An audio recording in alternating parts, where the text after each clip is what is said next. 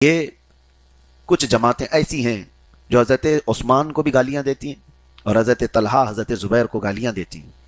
خاص طور پر شیعوں کے ہاں ان صحابہ کو گالی دینا اہم ذمہ داری سمجھی جاتی ہے.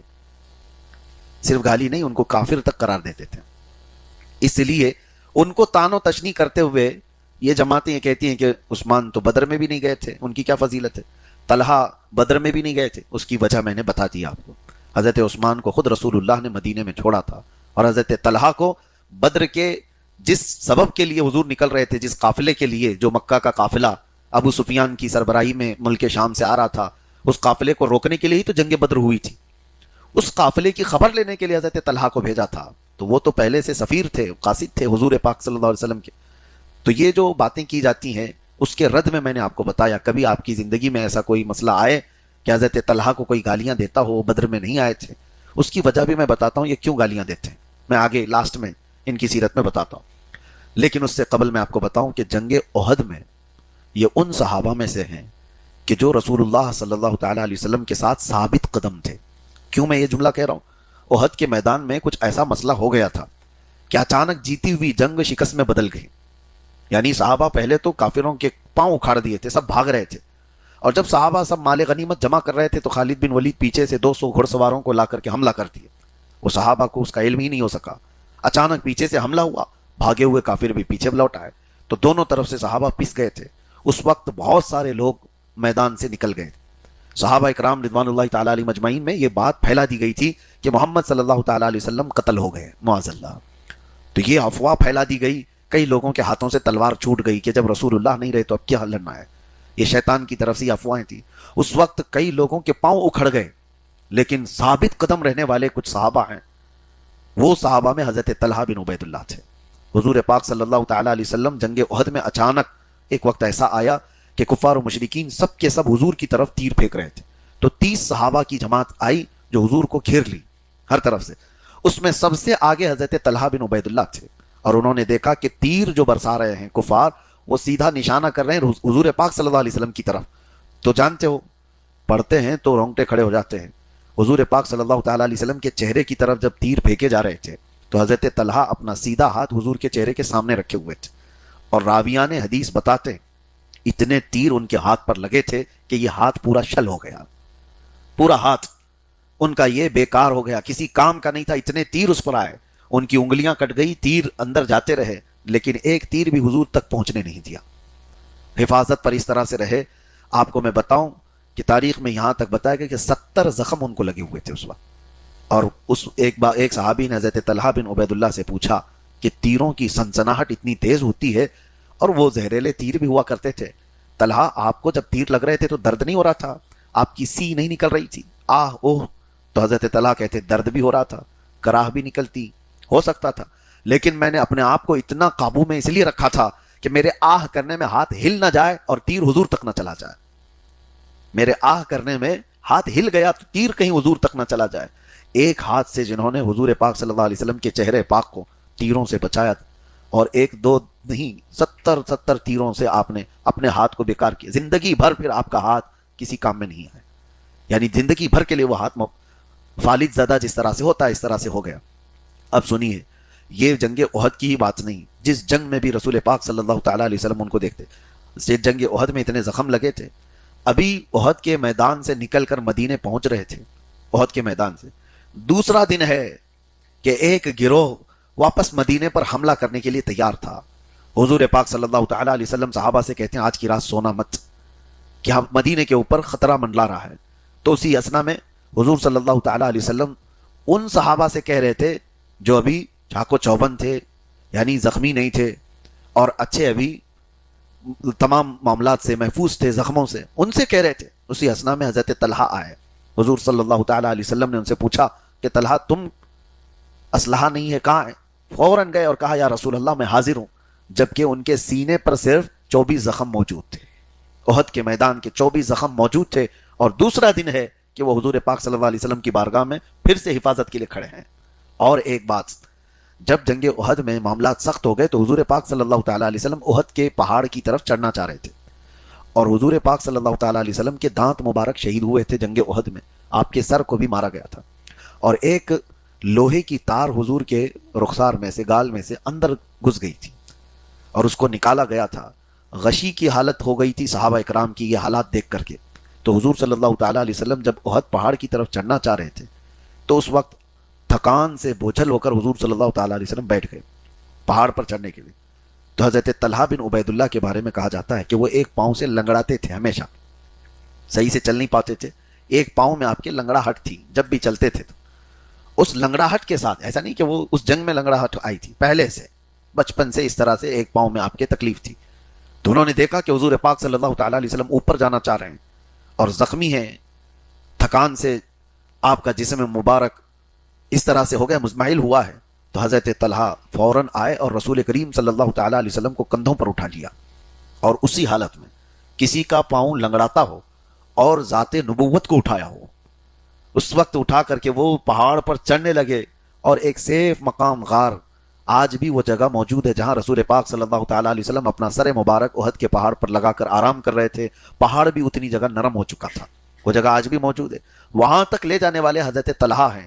لوگوں نے ان کو بعد میں پوچھا کہ طلحہ تم تو لنگڑاتے ہو، ایک پیر بھی تمہارا صحیح نہیں، اور اتنی اونچائی پر تم لے کر کے کیسے گئے اللہ کے نبی صلی اللہ تعالیٰ علیہ وسلم کو؟ حضرت طلحہ اس کے بعد مسکرا کر کہتے ہیں جس دن حضور پاک کو اٹھا کر وہ احد پہاڑ کی اوپر تک لے گئے، اس کے بعد سے لے کر کبھی ان کے پیر میں لنگڑاہٹ آئی نہیں، پیر کے اندر کبھی لنگڑاہٹ نہیں آئی، زندگی بھر آپ کے پیر صحیح سلامت تھے. کہا کہ ہم حضور پاک صلی اللہ تعالیٰ علیہ وسلم کو نہیں لے گئے بلکہ اللہ کے نبی مجھے لے گئے تھے. یہ ان کے الفاظ ہوتے. اگر کوئی پوچھتا کہ اے طلحہ کیا آپ رسول اللہ کو اٹھا کر لے گئے، تو آپ مسکرا کر کہتے نہیں نہیں، بلکہ اللہ کے نبی مجھے اٹھا کر لے گئے. صحابہ کا یہ ادب بھی تھا. لیکن بہرحال حضرت طلحہ کی جو زندگی تھی، اللہ کے نبی صلی اللہ تعالیٰ علیہ وسلم نے فرمایا کہ طلحہ جنتی ہیں. عشرہ مبشرہ میں سے ان کا نام ہے. میں نے 10 صحابہ کا ذکر کیا تھا، وہ 10 صحابہ جن کو حضور نے دنیا میں جنت کی بشارت دی، ان میں سے حضرت طلحہ کا بھی نام ہے. 8 لوگوں میں جو شروع کے اسلام لانے والے 8 لوگوں میں بھی آپ کا نام ہے. وہ 10 لوگ جن میں حضور نے جنت کی بشارت دی، ان میں بھی آپ کا نام ہے. تیسری ایک اور بات میں بتاؤں کہ حضرت عمر فاروق کا انتقال ہو رہا تھا، اس سے پہلے آپ سے کہا گیا تھا حضرت عمر، کیونکہ آپ کو مسجد میں زخمی کیا گیا تھا اور 3 دن کے بعد حضرت عمر کی شہادت ہوئی تھی. تو حضرت عمر رضی اللہ تعالیٰ عنہ، ان سے کہا صحابہ نے کہ اپنے بعد کسی جانشین کو آپ بنا دیجئے، کوئی خلیفہ. تو آپ نے خلیفہ نہیں بنایا، بلکہ لوگوں نے ان کے بیٹے کے بارے میں بھی کہا تھا عبداللہ ابن عمر کہ آپ اپنے بیٹے کو بنا دیجئے. جیسے آج پیر صاحب سجادہ نشین بنا کے چلے جاتے ہیں، ہاں کہ مطلب میرے بعد میرا بیٹا، بیٹے کے بعد پوتا، کسی دوسرے کو آنا ہی نہیں چاہیے. اسلام کا مزاج یہ نہیں تھا. حضرت عمر سے کہا گیا تھا کہ عبداللہ ابن عمر آپ کے بیٹے ہیں، ان کو آپ خلیفہ بنائیں. حضرت عمر نے کہا نہیں. 6 لوگوں کی کمیٹی بنائی. وہ 6 لوگ کون تھے؟ اس میں حضرت عثمان، حضرت علی، حضرت طلحہ، حضرت زبیر، حضرت عبد الرحمن بن عوف، حضرت سعد ابن ابی وقاص. یہ 6 لوگوں کی کمیٹی بنائی اور اس کے بعد کہا کہ میرے بیٹے عبداللہ ابن عمر کو بھی ساتھ میں رکھ لینا، بٹھا لینا، لیکن خلافت میں اس کا کوئی حصہ نہیں ہوگا. یہ آپ نے صاف طور پر فرما دیا، خلافت میں ان کا کوئی حصہ نہیں ہوگا، چاہے تو یہ 6 بڑے صحابہ ان کو ساتھ رکھ لیں. اور اس کے بعد پھر حضرت عمر نے یہ بھی کہا اگر سعد ابن ابی وقاص خلیفہ بن جاتے ہیں تو وہ ان کا حق ہے، ورنہ یہ 6 لوگ جس کو منتخب کریں وہ خلیفہ ہیں. پھر وہ خلافت کیسے طے ہوئی تھی؟ اس وقت اس میں حضرت عبد الرحمن بن عوف کا بڑا کردار تھا. حضرت طلحہ، حضرت زبیر، یہ 2 صحابہ ہیں جن کو حضور صلی اللہ تعالیٰ علیہ وسلم نے مدینے میں بھائی بھائی بھی بنایا تھا، اور حقیقت میں یہ بھائیوں سے زیادہ قریب رہ کر کے زندگی گزارے. وہ کمیٹی میں تھے. حضرت سعد ابن ابی وقاص حضرت عثمان کے حق میں تھے. حضرت طلحہ اور حضرت زبیر، پہلے سب کو کہا گیا کہ آپ اپنا بتائیے آپ میں سے کون کینڈیڈیٹ ہے. تو حضرت طلحہ نے اپنا منع کر دیا، حضرت زبیر نے اپنا منع کر دیا کہ ہم خلافت کے امیدوار نہیں ہیں، لیکن آپ میں سے باقی لوگوں میں سے کوئی اگر خلیفہ بننا چاہے تو ہم اس کو سپورٹ کرتے ہیں.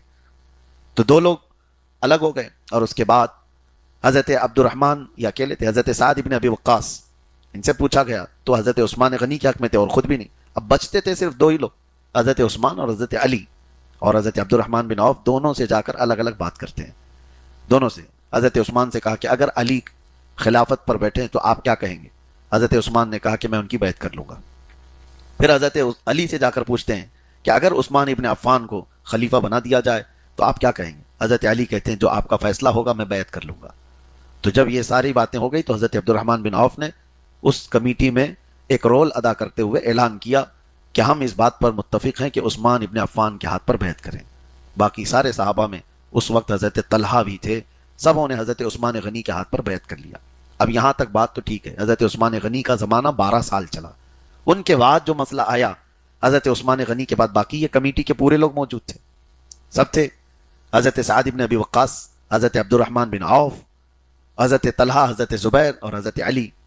اب مسئلہ حضرت عثمان کی شہادت کے بعد جو آیا، لوگ سب کے سب آئے حضرت علی سے کہنے لگے کہ آپ خلافت کے زیادہ حقدار ہیں، آپ بیعت لیں ہم سے۔ حضرت علی نے فرمایا تم لوگ مت بولو یہ سب چیزوں کو، ہاں بدری صحابہ اگر مجھ سے کہتے ہیں تو میں آتا ہوں۔ تو بڑے بڑے صحابہ آئے، ان میں سے سب سے پہلے حضرت علی رضی اللہ تعالیٰ عنہ کو ان کے گھر سے ممبر پر لانے والے حضرت طلحہ بن عبید اللہ تھے۔ یہ ظالم آج حضرت طلحہ کو گالیاں دیتے ہیں، جب حضرت علی رضی اللہ تعالیٰ عنہ ممبر پر سے اعلان کرتے ہیں کہ بدری صحابہ اور حضور کے بڑی عمر کے صحابہ یہاں موجود ہیں، انہوں نے مجھے اس ممبر پر بٹھایا ہے، تو میں اعلان کرتا ہوں کہ مجھ سے پیش رو جو خلفاء تھے میں ان کا جانشین ہوں۔ جیسے ہی حضرت علی نے یہ اعلان کیا، سب سے پہلے حضرت علی کے ہاتھ پر بیعت کرنے والے حضرت طلحہ بن عبید اللہ۔ لیکن تاریخ کا ایک حصہ ایسا ہے کہ یہی حضرت طلحہ ہیں، یہی حضرت طلحہ، دیکھیں مشاجرات صحابہ کو بیان کرنا منع کیا گیا ہے۔ مشاجرات صحابہ کا مطلب کیا ہے؟ صحابہ کے درمیان جو آپس میں جو لڑائیاں ہوئی ہیں، سنی ان کا ذکر ایسا نہیں کرتے، اس لیے کہ سب کی کیپیسٹی اتنی نہیں ہے کہ ہم ان بڑے لوگوں کے درمیان ہوئے معاملات کو جج کر سکیں۔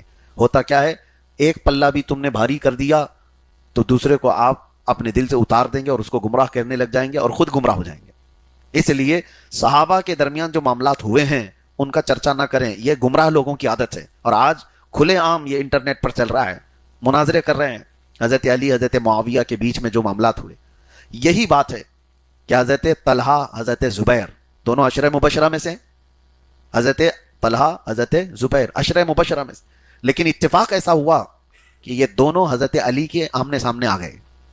ایک جنگ ہوئی ہے جس کو جنگ جمل کہا جاتا ہے۔ اس جنگ میں حضرت طلحہ حضرت زبیر سامنے کی طرف تھے اور حضرت علی دوسری طرف تھے، اور صرف یہ تین میں نہیں، دونوں کی طرف بڑی بڑی فوج بھی تھی، جنگ بھی ہوئی اور اس میں بھاری نقصان بھی ہوا۔ اس وقت حضرت طلحہ رضی اللہ تعالیٰ عنہ حضرت زبیر گئے کیوں تھے حضرت علی کے خلاف؟ اس کی وجہ صرف یہ تھی کہ حضرت طلحہ، حضرت زبیر، حضرت عائشہ صدیقہ ام المومنین، ان سب کا مطالبہ تھا، ان سب کا ایک مطالبہ تھا حضرت علی سے کہ اب آپ خلیفہ بنے ہیں، فوراً حضرت عثمان کو جنہوں نے قتل کیا اس کا بدلہ لیجیے۔ آپ بات سمجھ میں آ رہی؟ یہ بات اٹھی ہوئی تھی کیونکہ حضرت عثمان غنی کا قتل ہوا تھا، خلافت کے منصب پر ہوتے ہوئے ان کے گھر میں آ کر کے بلوائیوں نے حضرت عثمان غنی کو قتل کیا تھا۔ ایک وقت کے رننگ خلیفہ کو قتل کرنا یہ معمولی بات نہیں تھی، اسلام کی اس کے ساتھ عزت جڑی ہوئی تھی۔ تو یہ جو بڑے صحابہ تھے حضرت علی سے یہ مطالبہ کر رہے تھے، اور حضرت علی کیا کہہ رہے تھے؟ حضرت عثمان کے قاتل، یہ جیسے موب لنچنگ ہوتی ہے، موب لنچنگ میں کس کو سزا دی جائے گی؟ کسی ایک آدمی کو پوری بھیڑ نے اکٹھا ہو کر کے مارا ہے، تو آج یہاں پر بھی یہی ہوتا ہے نا، تو کس کو سزا دیں گے؟ مرڈر کی سزا کس کو دی جائے؟ کسی کو قتل کر دے تو پتہ کس پر ہو، الزام کس کے سر پر ہو؟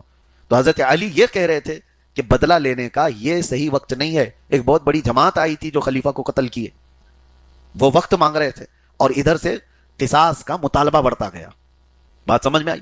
تو یہ قصاص کا بدلہ، قصاص کا مطالبہ بڑھتا گیا یہاں تک کہ حضرت علی رضی اللہ تعالیٰ عنہ کے ساتھ جو لوگ تھے اور حضرت طلحہ حضرت زبیر کے ساتھ جو لوگ تھے، دونوں کے درمیان مٹ بھیڑ ہو گئی، جنگ ہو گئی۔ اس جنگ کو جنگ جمل کہتے ہیں۔ آپ کو میں وہ جنگ بتانا نہیں چاہ رہا ہوں اس میں ہوا کیا تھا، لیکن آج کے گمراہ لوگ اس جنگ کو بتا کر کے حضرت طلحہ حضرت زبیر کو گالیاں دیتے ہیں کہ وہ مولا علی کے مقابل میں آئے تھے۔ تمہاری حیثیت کیا ہے جو ان صحابہ اکرام پر بھونکتے ہو؟ حضرت طلحہ حضرت زبیر جب آئے، دونوں بھی اس جنگ میں شہید ہو گئے، دونوں بھی قتل ہوئے جو حضرت علی کے مقابل میں آئے تھے۔ لیکن جانتے ہو حضرت مولا علی کرم اللہ وجہہ الکریم نے کیا فرمایا؟ حضرت زبیر بھی شہید ہوئے، حضرت طلحہ بھی۔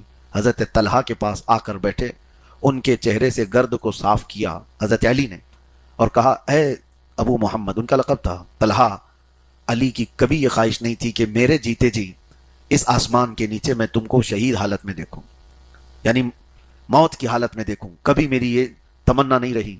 اس لیے کہ اے طلحہ، میں تم کو جانتا ہوں، اس وقت جب ابھی 7 لوگ اسلام میں آئے تھے، اس وقت رسول اللہ کے ساتھ تم کھڑے تھے۔ حضرت طلحہ کا وہ مقام تھا، حضرت علی وہاں کھڑے ہو کر بیان کرتے رہے۔ اور حضرت زبیر وہ بھی شہید ہوئے، تو کسی نے آ کر کے حضرت علی سے کہا، اس کو مار دیا گیا زبیر کو، تو حضرت علی نے کیا کہا, ٹھیک ہے میری طرف سے حدیث سن لو جو میں نے رسول اللہ سے سنا ہے. کیا حضرت علی خود فرماتے ہیں, میں نے رسول اللہ سے سنا ہے کہ جس نے زبیر کا قتل کیا وہ جہنمی ہوگا, اس کو جہنم کی بشارت دے دو جس کے تلوار سے زبیر شہید ہوئے. تو یہ جنگ تو ایسی ہوئی کہ مولا علی کرم اللہ وجہ الکریم خود ان دونوں صحابہ کی فضیلت بیان کر رہے ہیں. اور کسی نے حضرت طلحہ کو گالی دیا تھا اس وقت یہ کہتے ہوئے کہ ٹنڈا ہے. ٹنڈا کس کو کہتے ہیں؟ جو لولا ہو, ایک ہاتھ جس کا نہ کام کرتا ہو. تو حضرت طلحہ کو کسی نے گالی دی تھی. تو حضرت مولا علی کرم اللہ وجہ الکریم جلال میں آئے تھے اور فرمایا تھا, تمہیں پتا ہے طلحہ کا ہاتھ کام نہیں کرتا تو کس وجہ سے؟ وہ اگر ایک ہاتھ اس کا مفلوج ہوا تو صرف چہرے رسول کی عزت بچانے میں گیا ہے. وہ ہاتھ جو بیکار ہوا ہے وہ رسول اللہ صلی اللہ علیہ وسلم کے چہرے کو تیروں سے بچانے کے لیے ہمیشہ کے لیے انہوں نے اپنا ہاتھ بیکار کر دیا, اور آج ان کو لوگ تان و تشنی کرتے ہیں. بہرحال یہ حضرت طلحہ رضی اللہ تعالیٰ عنہ کی شہادت جنگ جمل میں 36 ہجری میں ہو گئی. اس وقت آپ کی عمر مبارکہ تقریباً 64 سال کے آس پاس تھی. جب آپ اسلام لائے تھے تو 17-18 سال کی عمر کے تھے. باقی پوری زندگی حضور صلی اللہ تعالیٰ علیہ وسلم کے ساتھ 23 سال کا جو عرصہ رہا وہ گزارا. حضرت ابو بکر کا زمانہ گزارا, حضرت عمر کا زمانہ, حضرت عثمان کا زمانہ, پھر حضرت علی رضی اللہ تعالیٰ عنہ کے زمانے خلافت میں آپ کی شہادت ہوئی. اس طرح سے عشرہ مبشرہ میں سے بڑے صحابہ اس دور میں نکل گئے. بہرحال اللہ تعالیٰ ان کی تربت پر کروڑوں رحمت نازل فرمائے. آپ کے انتقال کے بعد آپ کو بصرہ میں دفن کیا گیا. یہ جنگ جو ہوئی تھی عراق کا ایک شہر ہے بصرہ, وہاں پر آج بھی ان کی مزاریں وہیں پر ہیں. دفن کر دیا گیا تھا. مہینوں گزر گئے بلکہ سال گزر گئے. حضرت طلحہ ایک صحابی ہیں, ان کے خواب میں تشریف لاتے رہے اور فرمایا کہ مجھے یہاں کے پانی سے بچاؤ. تو انہوں نے یہ بات حضرت عبداللہ ابن عباس کے پاس غالباً یہ کہا کہ اس طرح کی بات میں خواب میں روز دیکھ رہا ہوں. تو آپ نے حکم فرمایا کہ جاؤ حضرت طلحہ کی قبر دیکھو. تو جا کر دیکھا گیا تو کوئی پانی اس طرح سے کہ ان کی قبر کو پورا ہرا کر چکا تھا, یعنی جیسے کائی جمع ہونے لگتی ہے. تو حکم ہوا بڑے صحابہ کا کہ ان کی قبر کو کھود دی جائے. تو حضرت طلحہ کی قبر کو کھود دیا گیا واپس سے دوبارہ. اور اس کے بعد صحابہ کہتے ہیں ہم نے حضرت طلحہ کو دیکھا, ان کی آنکھوں پر جو کافور رکھا تھا وہ بھی میلا نہیں ہوا. شہید ہونے کے بعد اس وقت بھی یہ رواج تھا, آنکھوں پر جو کافور کا پاؤڈر رکھا جاتا تھا, صحابہ کہتے وہ تک میلا نہیں ہوا تھا. اسی حالت میں ہم ان کے جسم مبارک کو اٹھائے اور پھر ایک مکان خریدا گیا تھا ان کے ہی پیسوں سے, اور اس میں لا کر حضرت طلحہ کو دفن کر دیا گیا. اور کہتے ہیں جب ان کا جسم پکڑا جاتا تھا تو خون ایسے سرک جاتا تھا جیسے زندوں کا سرکتا, یعنی کہیں ٹچ کریں تو جسم سے خون ادھر سے ادھر ہونے لگتا تھا. اسی کو اللہ تعالیٰ فرماتا ہے جو اللہ کی راہ میں مارے جائیں انہیں مردہ نہ کہو. اور پھر یہ بھی آپ دیکھیں حضور پاک صلی اللہ تعالیٰ علیہ وسلم کی زندگی پر خدمت کرنے والے غلام صحابہ, ان کی موت کے بعد ان کی زندگی کا یہ حال ہے تو میرے نبی کی زندگی کا حال کیا ہے. حضرت طلحہ بن عبید اللہ وہاں دفن ہوئے اور ہمیشہ کے لیے مشعل راہ ہدایت بن گئے. آج اخیر میں پھر میں یہ کہتا ہوں, مولا علی کرم اللہ وجہ الکریم اور حضرت طلحہ حضرت زبیر کے متعلق کبھی کوئی ایسا کھٹمل تم سے بات کرنے لگے تو پھر آپ بتا دینا یہ وہ صحابہ ہیں جن کو رسول اللہ نے دنیا میں جنت کی بشارت دی, تو گالیاں دے کر کے اپنے جہنم کی بشارت کیوں لیتا ہے, اپنے دوزخی ہونے کا تپا کیوں مرتا ہے. اس لیے ہمیشہ ایسی بحثوں سے دور رہیں. بہت سارے لوگ یہ بھی کہتے ہیں یہ حدیث میں وہ ہے وہ حدیث میں. اتنا تو آپ کو معلوم ہونا چاہیے کہ وہ 10 صحابہ جن کو حضور نے دنیا میں جنت کی بشارت دی ان میں حضرت طلحہ بھی ہیں, حضرت زبیر بھی ہیں اور حضرت مولا علی کرم اللہ وجہ الکریم بھی ہیں. اگر ان کے معاملات کچھ ہوئے تو ظاہر سی بات ہے ان سے بڑا ان کا فیصلہ کرے گا, چھوٹے لوگ نہیں. وہ صحابہ تھے, ان کے درمیان کے معاملات کا فیصلہ یا تو رسول اللہ کریں گے یا قیامت کے دن رب ذوالجلال فرمائے گا. اللہ تبارک و تعالی اہل سنت و جماعت کے اس عقیدے پر ہمیں مضبوطی سے قائم رکھے اور ہر طرح کے فتنوں سے اللہ ہماری حفاظت فرمائے. صحابہ اکرام کا فیض